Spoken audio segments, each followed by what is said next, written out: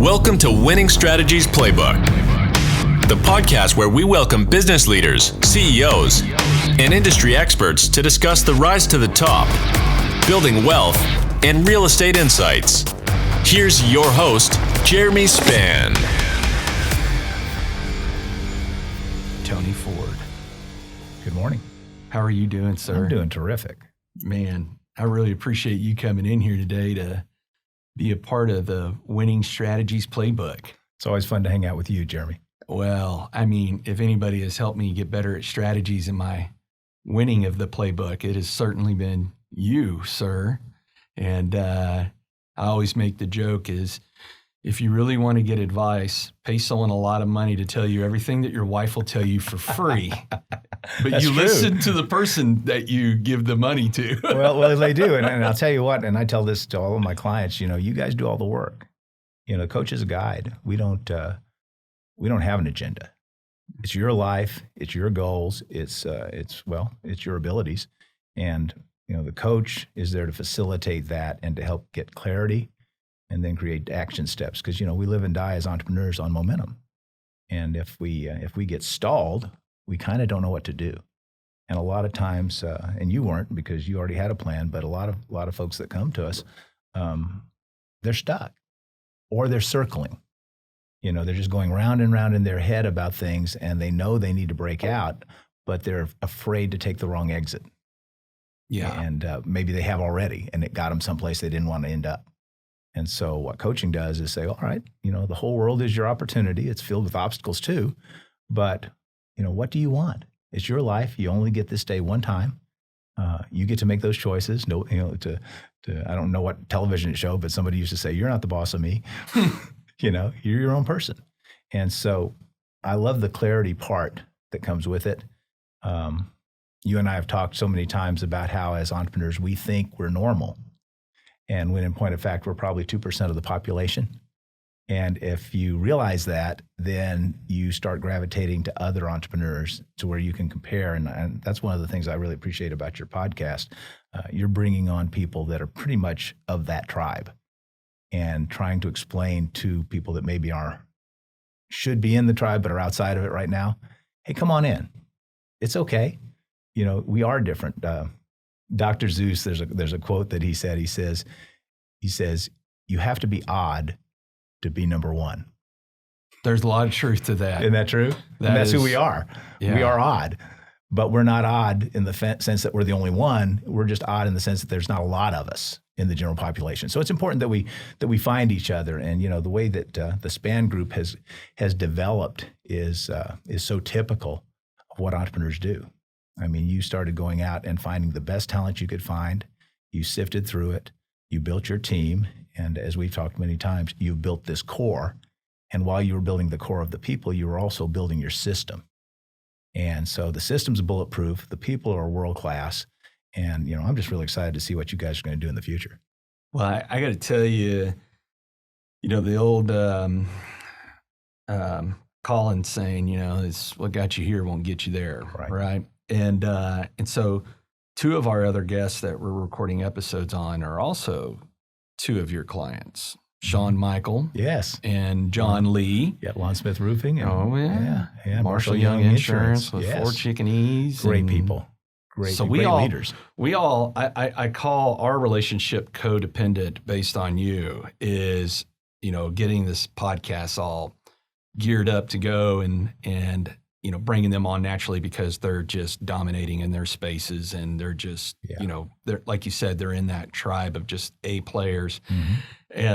And we all just kind of sit there and laugh and go, yeah, we really get annoyed because Tony's just going to tell you all the stuff you don't want to hear, right? And not only that, but we're going to pay him to tell us all the stuff we don't want to hear. And it's not just like some oh, you don't want to hear this. Like it's the stuff that really reaches down and pisses you off, right? Yeah. Well, and that's why I have a coach because I always ask people. I met a counselor one time, and we were talking, and I said he was telling me all about how he loved counseling and helping people and stuff. I said, well, who's your counselor?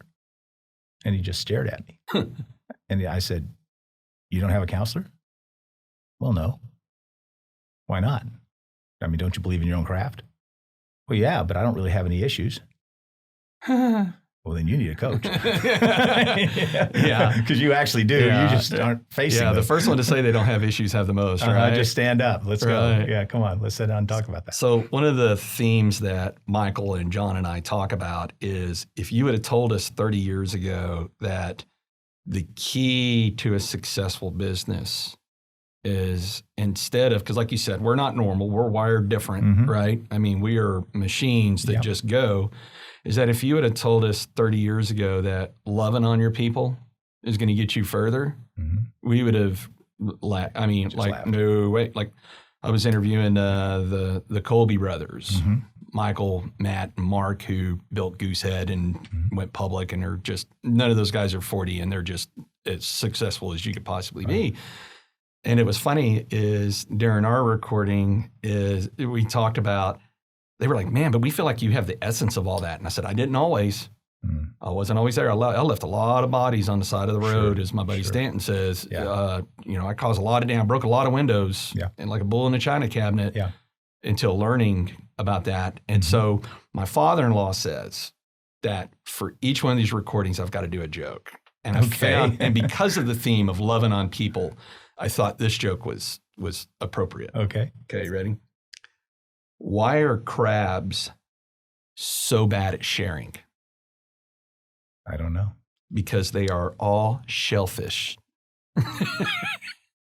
Okay, well, there's an editing function on this. I'm sure your producer over here can sort that out for you. But no, I mean, it was just kind of funny is, when we, getting a coach, even the top performers in athletes have coaches, right? Sure. Pitchers have pitching coaches, quarterbacks have quarterback coaches. I Right. mean, people that perform on that top tier level have coaches, right? And when I realized that, and I'd had a coach before when I did my MBA at TCU, but it was kind of a different scope. It was part of the program, so it wasn't as intimate. And don't get me wrong, Richard Bess, awesome. Great guy. Anybody that ever want to coach, he's an incredible guy. I actually sent somebody to him the other day, and they're doing great. Yeah, he's just that servant leadership, learning that. He was great, but when you're in the program, you're not meeting week to week like you and I meet. Right. It's a different kind of investment. It's a different kind of investment. It really is. And one of the things when I started Success Fort Worth, it wasn't really set up as a company like you would normally do as a high profit company. It was a part of a mission. My mission for 40 years, I guess, has been to protect and grow the relational culture we have in Fort Worth. Most cities, it's transactional. It's about money. In Fort Worth, we're pretty unique in the sense that it's about how we get along with each other and not squeezing the last nickel out of every deal, because there's going to be new deals. And that's a coachable thing. That kind of cultural imperative is coachable. And so when I stepped down as CEO at Ride Television, I thought, well, at that point I was 60. What do I want to do the rest of my career to push that agenda and make this next group of leaders have the same kind of fun experience we did with people? And so that's why I started Success Fort Worth. But as I gathered coaches around me, I went and interviewed coaches, Richard and other people, and I found this group of 6 so far. And I just said to him, look, how would you like it if I promoted you to other people so that you would be full of clients that you could help? And you don't pay me anything. I pay for everything. And I know you're my competition, but I don't think we really have competition. I think the competition is getting people coached. And so that's what we've done for 3 years. And it's a good model. It's a terrible business model, but it's a great mission model. And so more and more people, entrepreneurs, I'm getting ready to do some things with managers at the city of Fort Worth. Others of our coaches are doing things in the medical field, other places. Hopefully, this next set of aspiring leaders, which you're a part of, which Sean is a part of, which John is a part of, you guys are the next generation of the people that are going to set the course of Fort Worth, Texas for the next 50 years. And to have you know what your blind spots are, know what your opportunities are, know other people that care enough about their craft to become more self-aware through coaching. I think that's worthy. I think it's a worthy way to spend the rest of my career, and hopefully bring more great coaches to Fort Worth, because a city lives and dies by its leadership. And if they're aware and if they know each other, and again, you pointed out, I don't know how many folks that you know that I've coached, but a lot, but I work hard to introduce you folks to each other, because you're an elite group. You're a group of people that care enough to go deep into, hey, what can I do to be better at what I do? You're already good at what you do. It's not like you're not going to be successful, but there's that really thin last step. It's hard. It's hard. Everybody would say a 95 is an A, right? But what if you can perform at a 98? What does that other 3% get you, and what does it get for the people around you? That level of self-awareness. And I think that's what coaching is best at. It creates that last step for those that are willing to put themselves through the process. And when you say, thanks, obviously as a person, I appreciate that. But I always remind you that you did the work. You did the work. I was your guide. I brought the questions. I kept you on track and between the white lines. But at the end of the day, the changing, the readaptation, the looking inside and coming out with a different answer, that was all you. And not everybody's willing to do that. Man, and that's a good point. When you bring up the white lines of the road, right? Mm-hmm. And those white lines are to protect you from going off into the bar ditch, mm-hmm. right? And prior to coming to you, I was literally like a monster truck rally. I was all in ditches all mm-hmm. over the place. And you hit a couple of key things that are it's really funny is how obvious these things can be in front of you mm-hmm. your entire life. Mm-hmm. But it takes someone doing some windshield wipers across your eyes to go, wait a minute, okay, now I see this. So, for example, talking about relationships, here it is, 3 brothers. Mm-hmm. There's not many 3 brothers that I know that like each other enough to be in the same room for longer than an hour, let alone, be a part of a startup that turns into a publicly traded company where 2.5 years later in what I call the post-pandemic protesting, rioting, election year trifecta of 2020, are trading at one point earlier this month, $100 more a share than what they opened up at 2.5 years ago. Yeah. And some of the key things, as I say, if you could go back and talk to, 18 or 22-year-old self, and hands down, they were like relationships, right? Mm-hmm. They were like relationships. Mm-hmm. And that's always a key thing. And which really funny is when you talk about that extra 3% is when I started in the real estate space coming up on mm-hmm. 4 years ago. My initial drive was because I felt like real estate professionals in this industry had failed the consumer mm-hmm. time and time again, mm-hmm. where they were going to be non-existent. Right. And that was kind of my driver in the beginning, was like, you know what, I'm going to be that person that's not going to fail people. Mm-hmm. But what I learned from you've been coaching me almost 2 years now. Mm-hmm. Yeah. And what I learned along the way is really those other agents, whether they're incredibly good or incredibly bad, are really not my competition. Mm-mm. Is you help me see that each one of my clients are my competition. Mm-hmm. And it is up to me to compete every day to show them why I earn their business. Right. And why I'm going to love on them, why I'm going to take care of them, mm-hmm. and why these things are so incredibly important. And so on Monday, we had a team meeting. So we've got Michelle and Lynn and Laura, and we brought out a list of all the clients we've served in the last year. Mm-hmm. And we ranked them in 1 to 4. 1 being they were easy to work with and they listened. I mean, that's always the the cream of the crop right there, love right? Those guys, yeah. And then ones that were maybe not as easy, mm-hmm. Maybe because of the deal itself or a personality or something, mm-hmm. but they listened to us. And then some that were easy to work with. I mean, you just couldn't help but love to work with them, but they didn't listen to anything you said. Yeah. And then the not easy and don't listen, which is, you're like, if they ever call me again, I'm probably not going to answer the phone. I'm not going to call, right? Yeah. So we brought out this list, and doing over $42 million in closings over the past trailing 12 months. It's quite a few clients. Busy people, it was, yeah. I believe there was right around 80 something clients. Yeah. And the mass majority of them were ones. Yeah. Because Well, yeah. we learned not only is not everybody maybe shows up at the door as a 1 to 4, but how you treat them, they can be a 1. Right.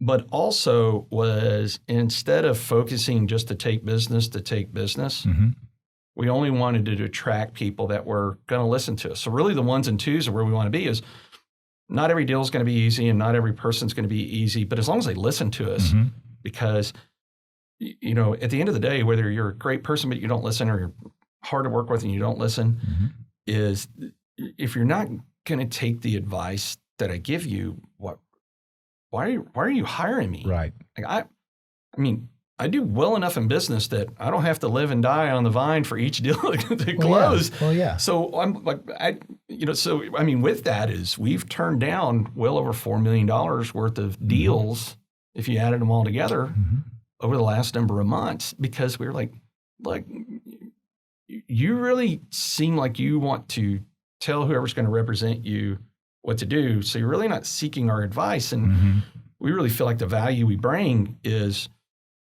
really good advice, because anybody can do real estate when it's easy. Sure. But when it gets complicated, and COVID definitely presented those issues, is we are subject matter experts in problem solving. Well, one of the things that you and I've talked about a lot is this issue of clients don't know what they don't know, and they don't know what they need. They know what they want.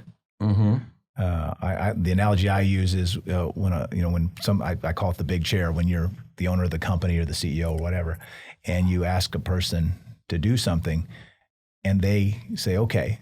And if they're really good, as in they really care about you as an owner, they won't do what you told them to do. They'll go get you the outcome you really want. How they do it is very different. And so you can go a long time as an owner, director, whatever, and have the understanding that, people are doing exactly what I said, the way I said it. And in point of fact, they're doing something almost the opposite, but they're getting you the result. And so when clients come to us, they just instinctively believe they're interviewing us. You know, do I want you to be my realtor? Do I want you to be my coach? And in point of fact, once we're secure in our own system, and once our people are properly trained and we are about the right things, then it's a mutual consideration. And so I think I've shared it with you. You know, one of the things I tell my clients or potential clients, prospects at the beginning is, you know, I serve at your pleasure, but by my choice. If it's ever not your pleasure, then okay, we're done and we'll part friends. And if it's ever not my choice, we're done and we'll part friends. But understand that this is a balanced deal, because the only deals that'll ever last, whether it's marriage, churches, schools, communities, business deals, they have to be balanced. Everybody has to get what they feel like is equitable and what they need out of that interaction. If not, it may go on for a long time and be okay, but it will never be great. And living a life of greatness, running a company that's going to be elite requires that mindset. You know, I'm not everybody's coach. And when somebody comes to me and we have that conversation, and I'm thinking, you know what, I can coach this person. I'd be good for them. But when I call them back in a week and say, you know, how do you feel about what we talked about? And they say, well, you know, I think I want to talk to 2 or 3 more coaches. I said, well, how about this? Let me give you their contact information. Okay. And I'll tell you a little bit about each one of them, so you can decide, prioritize your time, and talk to the next one that you think might be a good fit. Because the goal is to get them a good coach. It's not to gain a client. Somebody asked me one time, it was a young man over at the place I office. I had some time between clients. And so I'm having a cup of coffee. I'm standing at the window looking at the cars, and he comes up to me and says, "Hey, Tony," you know, he's just like a Cocker Spaniel. You can just feel his tail, you know. He's Tony. He says, "I'm writing my business plan and my marketing plan, and I really want to pick your brain about yours, you know, because I'm guessing, you know, after all these years, you got a pretty cool one." And I looked at him and said, "Well, I think you're going to be really underwhelmed." He said, "Why?" And I said, "My business plan is like only 2 words." "How can that be?" I said, "Well, It is. He goes, well, what 2 words? I said, coach well. Well, how does that work as a business plan? I said, well, think about it. What's a business plan there to do? It's to give you direction on how to grow your business. Well, when I coach well, my business grows. I make a good living. I enjoy what I do. I accomplish the mission I'm trying to accomplish.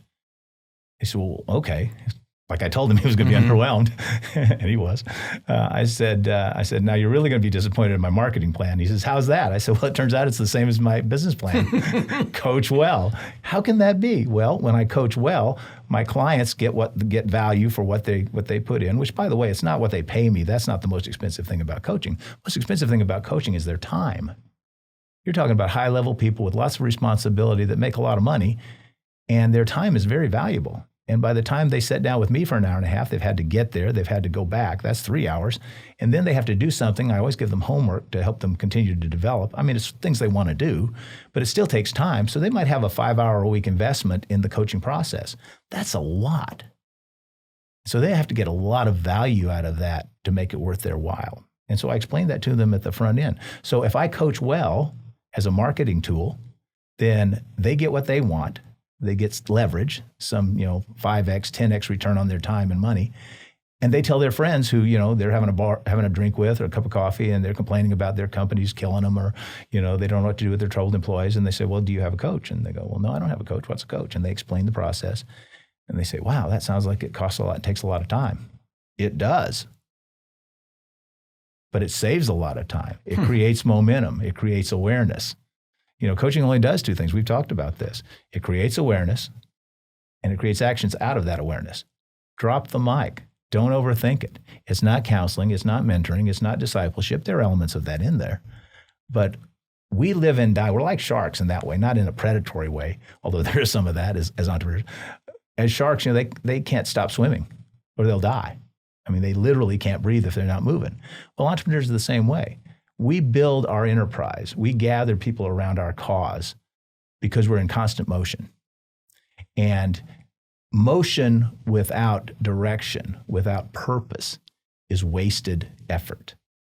And so in the coaching process, we kind of slice and dice the motion process and say, okay, let's examine where you're going, how you're going that way, how fast you're going, and how many exits have you missed because you were busy looking somewhere else. Because if you miss an exit and go 50 miles farther, you've made a 100-mile mistake, right? You got to go back again. And everything else, all the timetable, all the people you disappoint, all those other things are out the window. So I think I told you this the first time we met. I said, when you hire me, you're going to really love me because you think I'm going to save you. I'm going to make the world better for you. And I will. Actually, you will. I said, but what you're really going to do is after we've met 3 or 4 times, you're going to kind of start hating on me. And it won't be because I'm a bad guy. Am I telling you the truth? Right? Yeah. Yeah. And it's because I'm slowing you down. Yeah. Because you have to get slow to get smooth. And when you get smooth, you can get really fast. But it's the getting slow and getting smooth and figuring out what you're here to do and how to do it and with who to do it. That's painful for us. It's painful. I know it hurts. Look, I've been an entrepreneur for 40 years. I get it. It's painful for us to slow down because we think we're losing. We're missing so many things. Truth is, we've been missing a lot of stuff up to that point. We just weren't aware of it. So creating that ability to say, okay, I'm going to work within my ability and do my best stuff. And I'm going to surround myself. I'm going to gather this core of people to do the things I've always done, but they weren't my best gifts, right? And that's what you've done, with Laura and Michelle and Lynn. I mean, every one of your people is a specialist, and they do what they do, and you guys coordinate that. And I told one of my clients the other day, I said, I've had the same general practitioner doctor for 42 years. Steve was a boy doctor when I was a boy entrepreneur, and we've just gotten older and had kids and grandkids and stuff. But I know the man makes about 1/3 of what all the surgeons that have worked on me through the years make, because we pay more for specialists. Mm-hmm. We just do. And it's an age of specialization. The general practitioner in any field is always going to get less pay because that's just the way it works. So if somebody comes to me and they're a generalist and they're unhappy with their income or their opportunities or whatever, I say, okay, what part of the general thing you do, if you could just do that thing, would you like to do? And they go, da da da da, because immediately they know what it is. And I say, well, what's keeping you from doing that? Well, I don't know how. I'll give you an example. About 10 years ago, I had to have my knee replaced. And we live in the country, so we have about 150-foot concrete driveway. And so I'm in this big harness, and this physical therapy guy, who's even bigger than me, is holding me up and teaching me how to walk again, with this artificial device. And so I'm all high on Vicodin, and I look up at him and I say, Shay, his name's Shay Smith, great guy. I said, Shay, I said, what's your big dream? I ask people that, that. Mm-hmm. And he says, well, I've been a therapist for 10 years. He says, I'd really like to have my own physical therapy company. And I said, well, why don't you? And he says, well, I don't know how to start a company. I said, well, it's your lucky day because I don't know how to walk.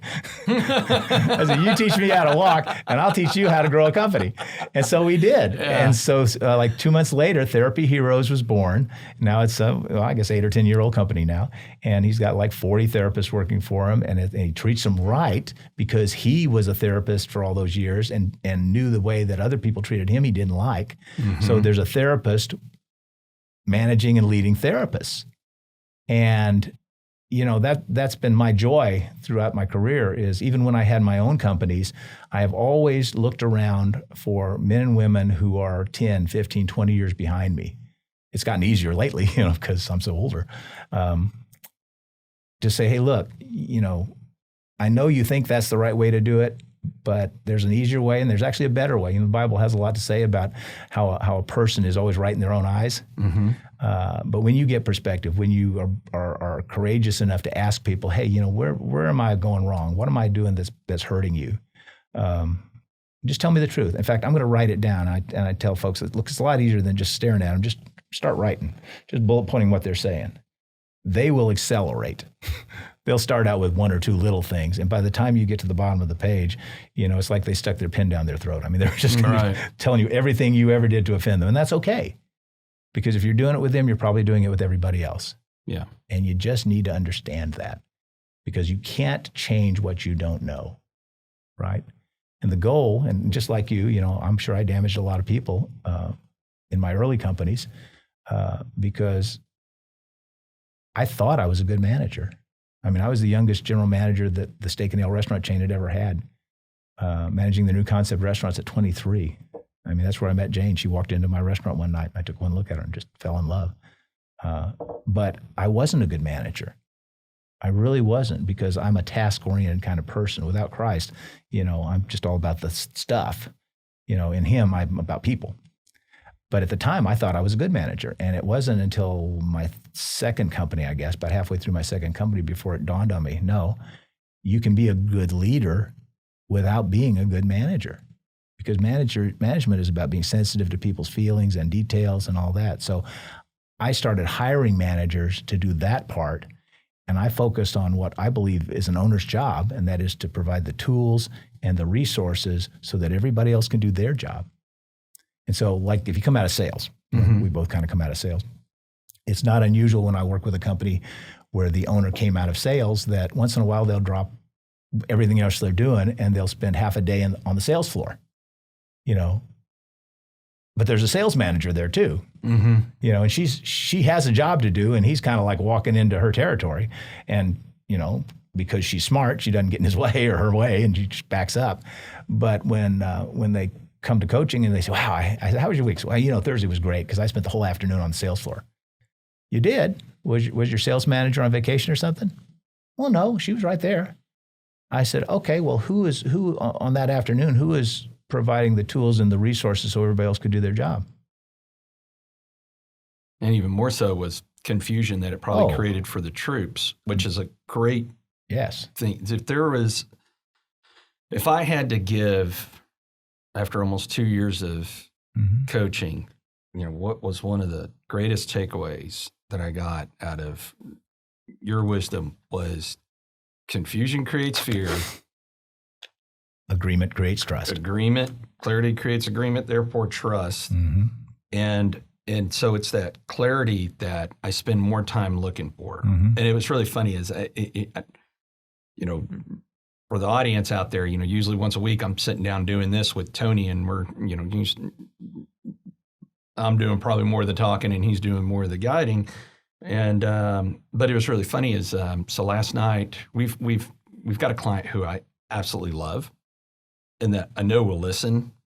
But the closer the client is to you as a friend, the harder the conversation is to have, sure right? It is, yeah. And so I've literally been mulling this over since last night when I walked in the door, and the team were like, man, they're complicating this. Mm-hmm. And so all last night and all this morning, I was sitting there thinking, like, how do I phrase this? And then again, here it is. We're just sitting here having a casual conversation, and you gave me all kinds of clarity of clients know what they want, but don't always know what they need. And then it was like, hey, that's the perfect segue, which is funny because I'm going to have that conversation today. Later, they're going to hear this podcast and be like, oh, that's where you got it from. Yeah. Because it's so funny how business gets complicated when we complicate it, right? It does. And the human heart, it really wants simplicity. Sometimes I'll stand at the windows, the big glass windows, and somebody will come up to me and we're talking, and they'll be confused about something. We'll be in conflict about something. And I'll say, look out there. There's a big forest out the back of this building. So look out there. I said, how much black and white do you see? And there's trees and flowers and grass and animals. And they'll go, well, not very much. I said, that's right. Because that's the way God made it. The world has a bunch of different colors, millions of them, literally. It's a complicated place on purpose. It's not an accident. In our heart, though, we want simplicity. We want binary. We want black and white. And so the conflict of our heart and our brain is set up to deal with the millions of varieties that God made. But our heart's not. The heart wants simplicity and the brain wants complexity. And that battle between the two, I mean, think about it as owners. We spend all of our time trying to simplify things. We take the complex and we try to grind it down to where it can be replicated, trained. I don't want this salesman representing us this way and this salesman representing us the other way. And then the customer calls and they're all confused and we look stupid and we look like we don't know what we're doing and we look like we're lying. And again, confusion breeds fear. Agreement breeds trust. What is agreement? Agreement is setting down and saying, I see it this way. How do you see it? Not, I see it this way and you should too. That's not agreement. That's being a bully. Right. And so what we say is, look, as a realtor, I'm a subject expert on this market and what's happening.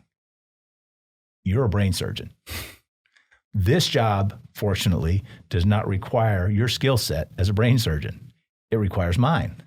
So if you will agree that I've done as much work to know this market as you have to map the human brain, then we can respect each other. We can be in agreement that the recommendations I bring you are credible. They may not be what you want, but they're accurate. And my job is to bring you accurate information. If I bring you accurate information, you're an intelligent person. You're a mom. You've raised 3 kids. You've got a PhD in psychology. And, oh, by the way, you're a brain surgeon. So there's nothing wrong with your mind. My job is to bring you good choices that you can trust. If I do that, we're in agreement. If I bring you bad information, then I'm creating fear because I'm confusing you. You live in a world of, I've got to have the data. When I look at an MRI or a CT scan of somebody's brain, there it is. That mass is going to kill this person. I have to make choices. Is it operable or is it not? Will the operation succeed or will it kill the patient? And then I have the unfortunate duty to sit down with that real life person and say, hey, you have this. It's not operable. It will kill you. The only question is, do you want to live 6 months or like 3 weeks? We can give you some radiation treatment. You can extend your life by 6 months, but that's pretty much all we can do. Your choice. Those are horrific choices. I used to be a hospital chaplain in cardiac intensive care. And it didn't matter if you were a captain in industry or janitor. Everybody that came into that place was terrified because it was a life and death thing. Your background, you dealt with life and death in your previous jobs. And we get confused. There's life and death stuff, and then there's money. As a business person, we deal with money. Right. And we shouldn't be confused about it. Healthcare workers, first responders, soldiers, airmen, Marines, they're in the life and death business. And there's no comparison. There's just no comparison between those two occupations. And so when people are getting all fuzzed up about money, I try to convince them to slow down. I just ask them a question. I said, is this life or death, or is it about money? Well, it's about money. Okay. So money can be made, right? Yeah. So if you lose some over here, you can make some over here. And at the end of the day, you're kind of okay. You're just not going to die, are you? No. So it's really about being inconvenienced. Yeah, and that was a huge thing for me to learn. Mm-hmm. After spending 6 years with the Marine Corps, Mm-hmm. and then almost 20 with Fort Worth PD. Mm-hmm. You're right. I was in the life and death business where time was not Mm-hmm. was not something that we had. I mean, we had to make very difficult decisions in the shortest amount of time possible, Mm-hmm. where we would be judged and just torn apart for months afterwards on a decision we made in less than 2 seconds, right? Because we had to rush in. And learning that transition into the business world, like you said, slowing me down. Mm-hmm. We're through the process with yous. I learned, man, I'm a great owner of a business. I'm a great leader, but I am a horrible manager, right? And I'll never forget that day we were sitting in a coaching session and you went, stop it. I was like, stop what? And you were like, stop that right now. And I was like, stop what? And you go, stop pretending to have empathy. Yeah. And I kind of sat there and laughed because, I mean, you were, again, telling us everything we don't ever want to hear, the things we don't want to hear. And you're so accurate that when I went back to the team and I said, because you were like, look, they see that you're faking it, right? Yeah. And that just offends them even more. Yeah. And so we had a team meeting and I said, guys, do I fake empathy? And all got really quiet. Yeah. And I said, okay, well, that answers that. I said, how does that make you feel whenever I'm faking it? And then, man, boy, they hit me with some very real conversations that it was very insulting and everything else. And they said, look, and I believe it was Michelle that summed it up the best. She goes, we know you care. Mm-hmm. We don't ever question that. Mm-hmm. But empathy is not your strong suit. No. And empathy not being your strong suit, when you fake it, it only insults us. Yeah. You don't have, they were like, you don't even have to tell us you care. Yeah. We know it through your actions. Like you taught me, Yeah. we're not judged on our intentions, we're judged on the results of our actions. That's and right. they were like, when your actions are faking something, that's insulting. When your actions result in what you do for us as employees and us as a team and everything else, that's when we have more respect for you. Yeah. And it was, it was kind of like, remember the ALS cold water ice bucket challenge? Yeah. It was like an ice bucket coming over me of like, wow. Yeah. And then I realized how much time and energy I was spending in something that wasn't a strong suit. And then that was started the process, as you know, that's when we figured out, hey, listen, like you said, the shark's always got to be moving, right? To breathe. Mm-hmm. And all these decisions that I felt that I needed to make were becoming anchors that were slowing me down and almost stopping me where I was suffocating. Yeah. Where when we realized, take me out of the decision-making process as much as possible, that not only could I breathe better, but the company would be healthier. Yeah. And Laura is more positioned to be that manager of everyone. Absolutely. Is because she's detail-oriented. Well, and she's patient. And she likes to have everything is opposite of me, right? I know, right? And so, which is really funny because I remember when I went to her almost 2 years ago and I said, hey, I've got this guy, I want to be our executive coach. And of course, I think in the realm of cash flow and profit margins. Right. And she thinks in the world of budgets, right? Right. I'm gas pedal, she's brake, Right. which makes our relationship awesome. Yeah. Because without me, she wouldn't move the car very far. Yeah. But without her, I would have drove it off the side of the cliff. Right. Yeah. And so in the beginning, she was not a fan of getting the great Tony Ford to be a coach. She was like, why are we spending this money? Oh, And yeah, I blah, remember. blah, blah. And I remember. and there was one particular homework assignment you sent me home with. Yeah, to get her Laura's list. Yeah. Yeah. And I mean, she was annoyed, but then you look at where we're at now is any major decision that we don't have clarity on, the first words out of her mouth is, well, what's Tony got to say about it? Well, if I have your permission to share the note that she sent me, do you remember that? Yeah. So it was probably 6 or 7 sessions in, and you come to we sat down at the Fort Worth Club, and we kind of catch up, and then you take a note out of your briefcase and you slide it across the table, and I go, well, Jeremy, you don't owe me any money. I'll bill you at the end of the month, like I ought to do. And he said, well, it's not a check. I said, well, okay, then what is it? He said, I don't know. I said, well, how do you not know? You just gave it to me. He said, well, it's not from me. I said, well, who's it from? Well, it's from Laura, my wife. Oh, okay. So I stuck it in my little valise here, and I got home and I pulled it out and I looked at it and said, dear Mr. Ford, thank you for coaching Jeremy. He has really made a lot of progress. He has just become such a wonderful husband and father. If he ever decides to not have you as his coach, this is my cell number. Please call me immediately. And I'm staring at this note. I'm like, and I'm just going to be honest with you. It's like, well, you married him. I'm just his coach. There's going to be a day when he's all coached up, and it might not be for, a long time.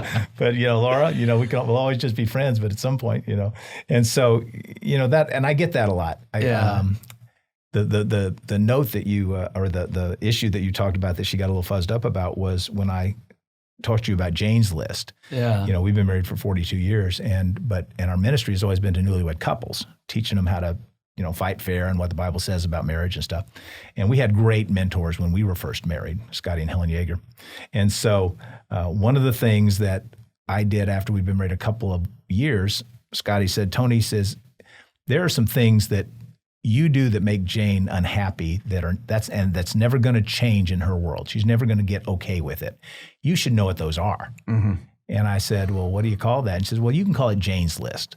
And so, you're pulling that out of your pocket. Mm-hmm. And so I did. I said, sweetheart, would you tell me, I'll pull mine out. I said, would you tell me what it is that's never going to be okay with you? Because I'd like to be able to remember. So for 40 plus years, I've been carrying this thing around in my wallet. And this is Jane's list. The things she's never going to be okay with: rudeness, thoughtlessness, unkindness, smart aleck remarks, crude jokes, and mixed company. And so I've made it a point with all of my male clients to say, hey, this is how, in your case, Laura's list will work. Please go home and ask her that question. Well, you were one of the first that I done that with, and I didn't realize at the time that that's a hard message to translate. Mm-hmm. And so I don't know what you said to Laura, but you didn't say that. Yeah. And she got really offended and upset. Man. Like, who is this guy? She was hot. We've had a pretty strong marriage. Yeah. And I don't want to be in the comparing game or anything else, but I listen to other folks and where they are in their marriage, and I always go, man, I don't really have this kind of problem. So we've really,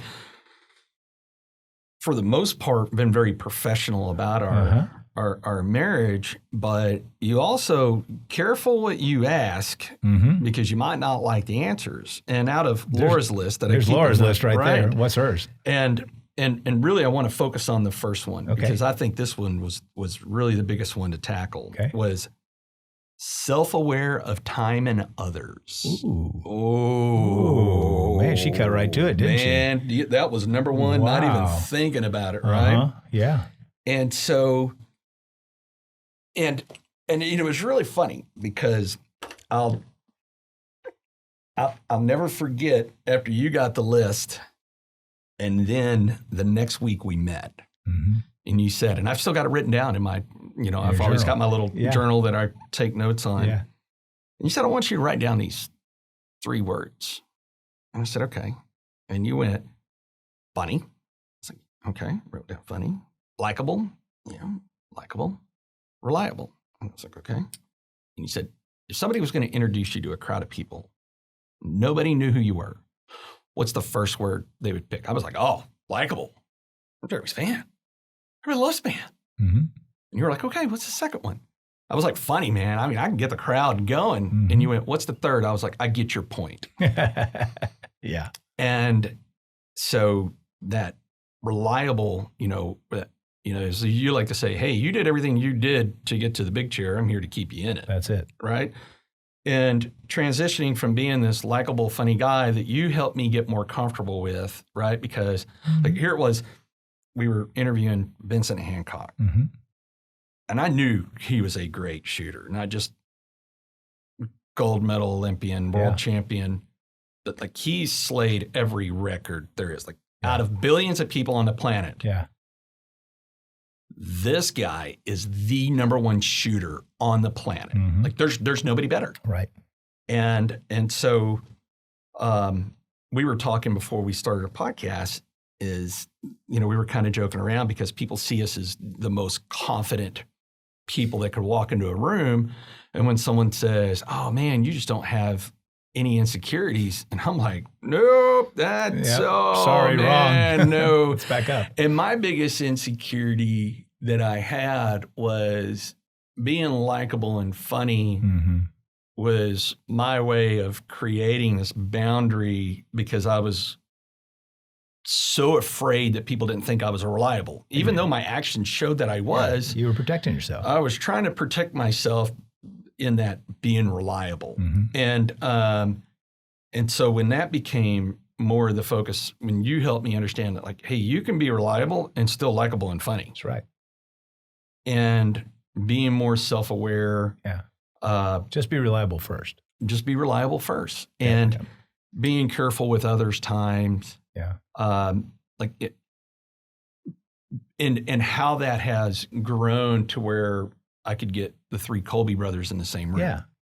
Right. So here are three guys that their family would just love to be able to have them all three in the same room, but they're running this incredible company that's publicly traded and they're busy and flying all over the place and doing everything. But now, just to get them all in the same room outside of a work nature is challenging enough. But when I made the phone call, they were like, absolutely, man. Sure. Because developed that reliable nature and that trust where, Michael had called me, the night before he comes in for the recording. It's like, I really I've got a meeting. It may run over. What's this thing going to look like? And I said, man, it's just going to be casual, fun conversation where when the guys came in, we had a great time on the recording. And then afterwards he calls me and just says, when can I come do this again? Right. So it's fun. That trust and that, and respecting people's time. And, if like when somebody comes to me, so recently had a friend looking to hire a new person, and when he called me, and you know who I'm talking about, we can't let the cat out of the bag, but I know. Called me and said, hey, this is what I'm looking for. And I said, man, I've got the person for you. Right. And so when the person who's making this transition, from 3 decades in the military over to go into the civilian world, said, man, what's the best piece of advice that you could give me? And I said, if you respect people's time, they will always give it to you. Yeah.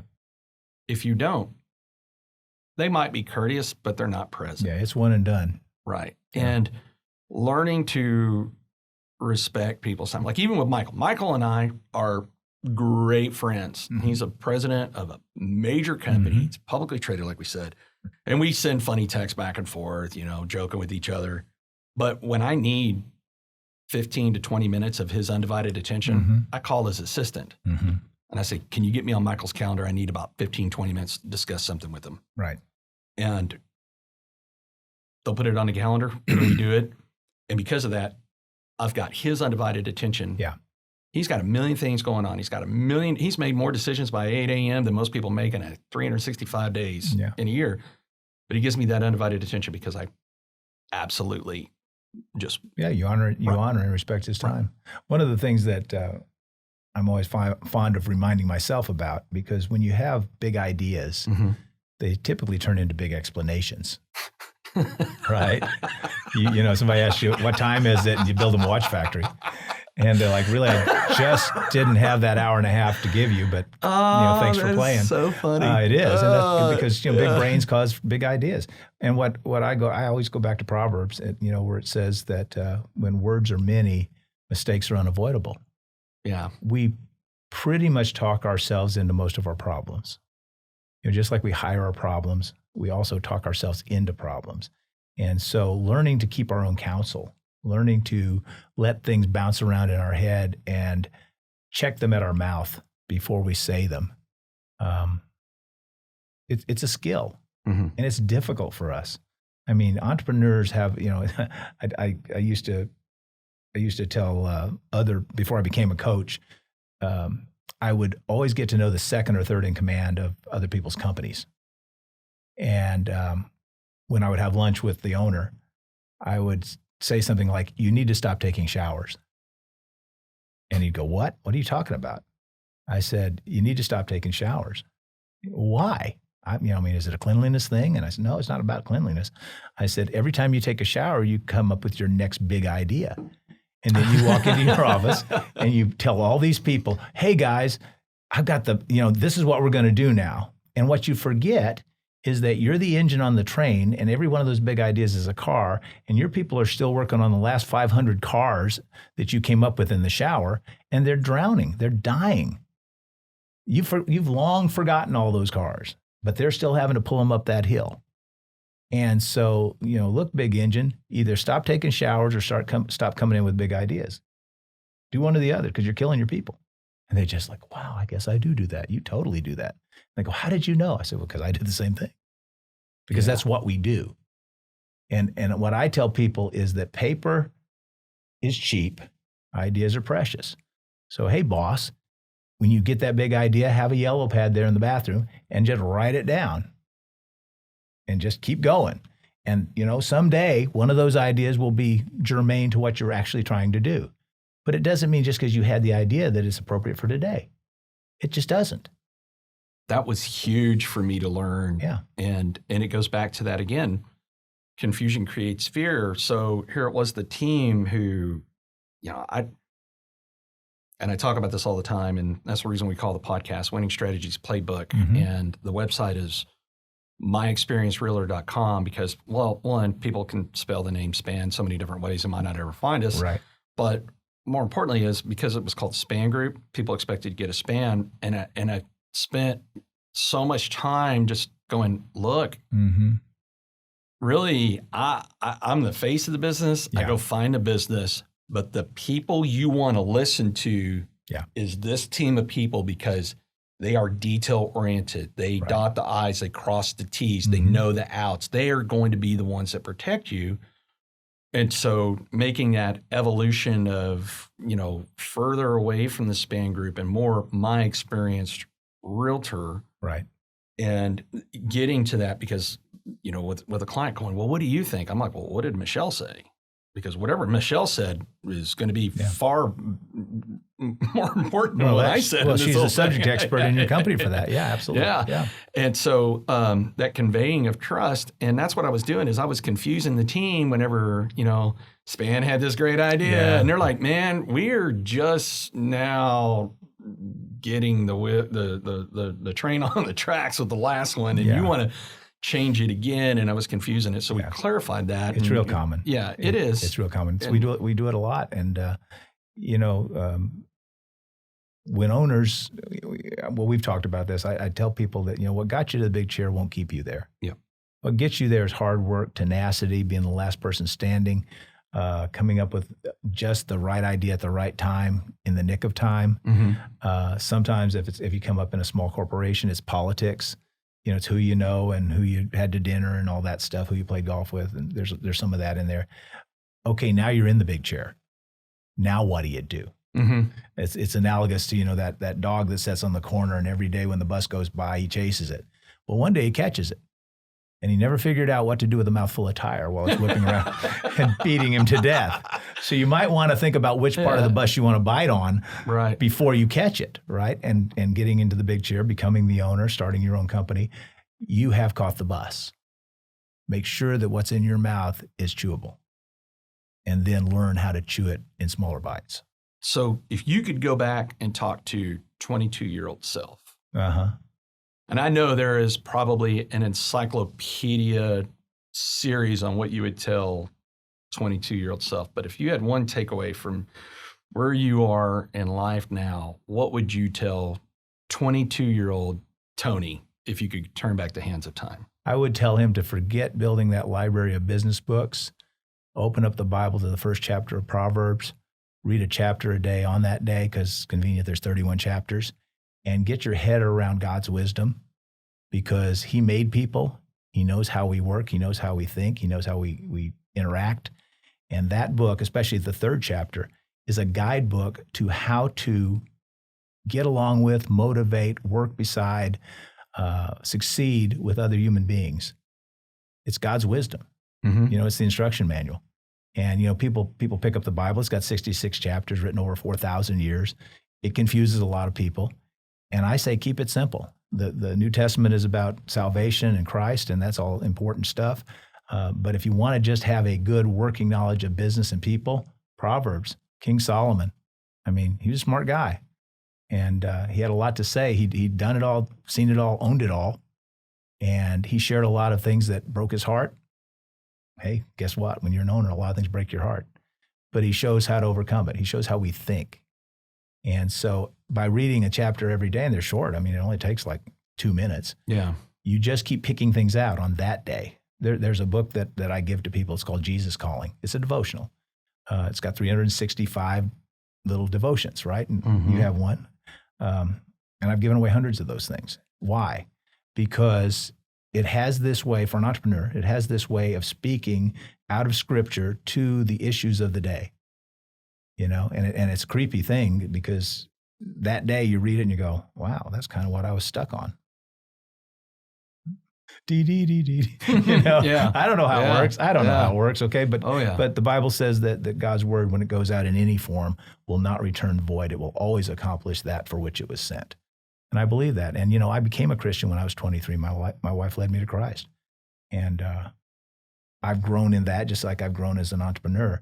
But I would have started trusting God and not trusting Tony as much. And so when I coach, and I've told you this the first time we met, I said, look, if you hear wisdom, that anything that you think is wisdom, if it is, it's not from me.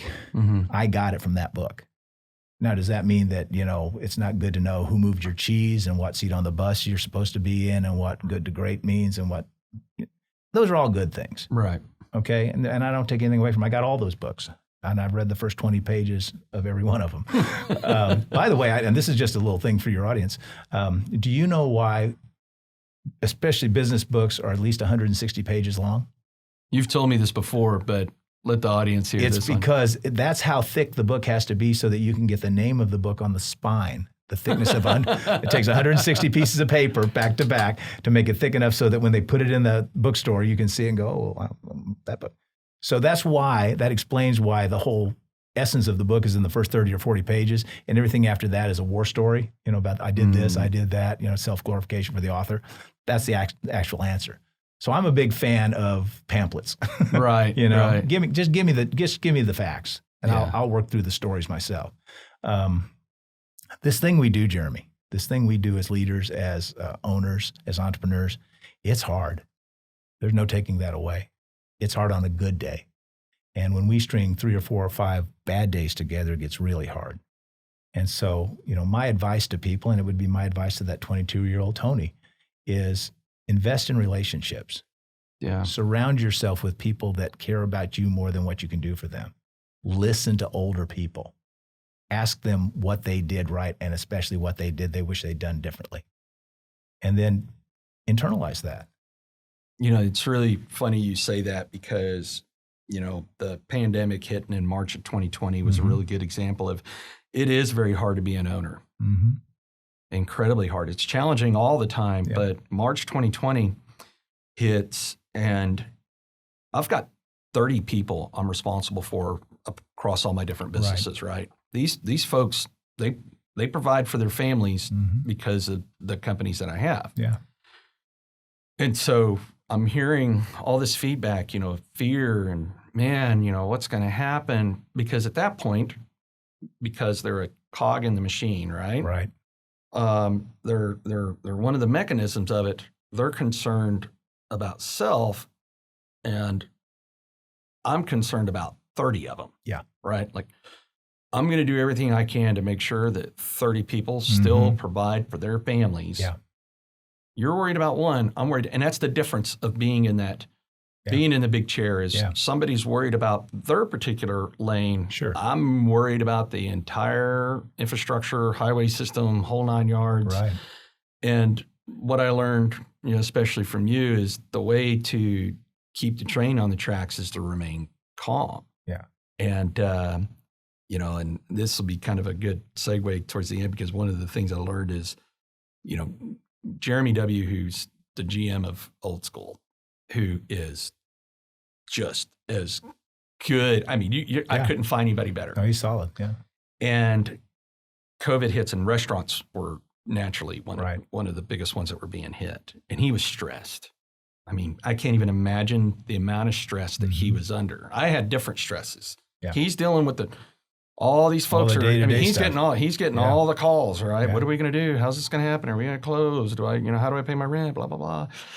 And so he was, and it was over something really silly. And I mean, the cheese slid off the cracker and he is just screaming, hangs up the phone. Laura looks at me and says, "How can you deal with that?" And I said, "I would rather be the person that is the outlet for his frustration than the clients and the employees." Yep. Because this man's under a lot of pressure and a lot of stress. Yeah. And what is it going to do to help if I scream back? Right. It's not going to do anything. And it's not right? You're going to make a bad situation worse. Yeah. So months later, because he did what I knew exactly he would do, is he would make this work, right? Yeah. There's a reason he's in that seat. Right. And so months later, he was like, "Hey man, I want to apologize for my actions." And he goes, "I'm sorry." And I said, "Man, you're good. I'd rather have been the recipient of it than everybody else." And it was really kind of funny, because he looks at me and he goes, "I just don't understand something." And I said, "What's that?" And he goes, "As much chaos that happens through all your businesses and all this stuff, you never look stressed. You never freak out. You're always calm. You never lose it." And I went, "Oh no, that's where you're wrong. I do. I just, I don't lose it in front of everybody else, right? It's kind of like that scene in Saving Private Ryan, where Tom Hanks the troops are like, "Hey, why don't you ever complain?" And he was like, "Well, complaints go up. Yeah. You complain to me, I complain to my boss complains to their boss, and that's just the way it goes up, not the other way around." Well, you and I have talked about how one of the requisites to be a great entrepreneur is you have to be a pretty good actor. You really do. I mean, just because we don't look stressed doesn't mean we're not stressed. Oh yeah. But somebody's got to be the grown up. Yeah. Somebody's got to slow everything down and take stock. If I had one thing to share with employees that weren't mine, I would say, remember that your owner's a person. They were a people before they were a boss. And things hurt their heart, just like they hurt yours. And if there's an opportunity to be kind, to show grace, to cut some slack, do it. Because when we make choices, when we make decisions, by definition, somebody's going to be inconvenienced. Somebody is going to have less than the others on that decision. Yeah. And helping them understand early days, and right now you're building that core, and your people get this because you've had those conversations, to say to them, look, you're not going to be the winner of every conversation. Right. We come around these things, we contend vigorously for our position, but at the end of the day, the person in the chair has to make a call.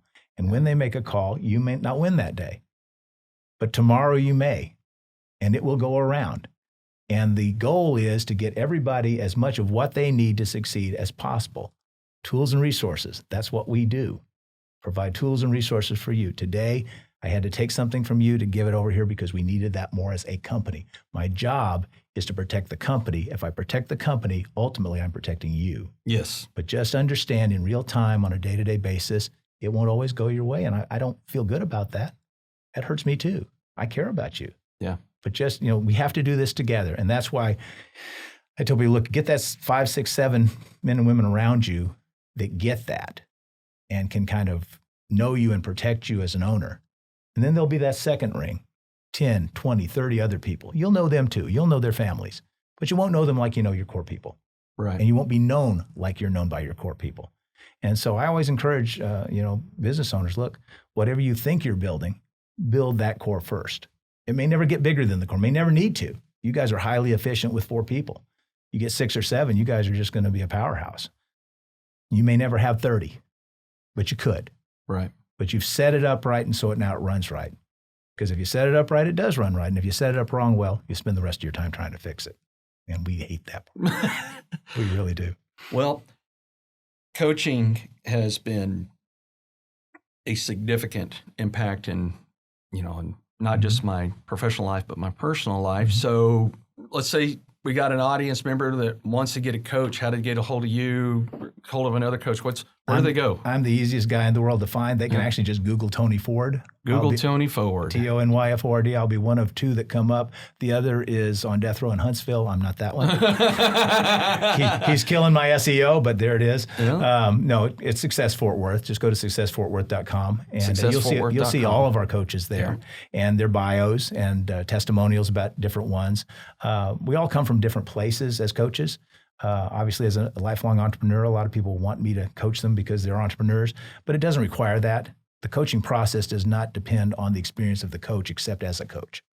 And so it's just convenient for me that my clients, if they want to know what's been happening for 40 years in growing companies, I have that. Yeah. That's kind of frosting on the cake. It's not the cake. What I would just tell people is don't wait to even explore coaching. If you even think you're circling in your own head, just call us. We'll have that conversation. The choices are always theirs. I mean, I'm full up most of the time. Sometimes I have a waiting list. A lot of my coaches do. It's worth waiting. But if you're serious about it, get on the list, because it might take a month or 2 to free that coach up to have a session for you every week. So that's what I'd say. It costs you nothing to find out about it. Yeah. Well, Tony, thank you again for your time. Thank you for coming. My pleasure, brother. This was always just amazing. Yeah. I mean, here it was, we're doing a podcast and I still got a piece of advice of how I need to go handle this situation. World's full of opportunity, man. It is. That's what makes it fun. Thanks for having me. You bet. Absolutely.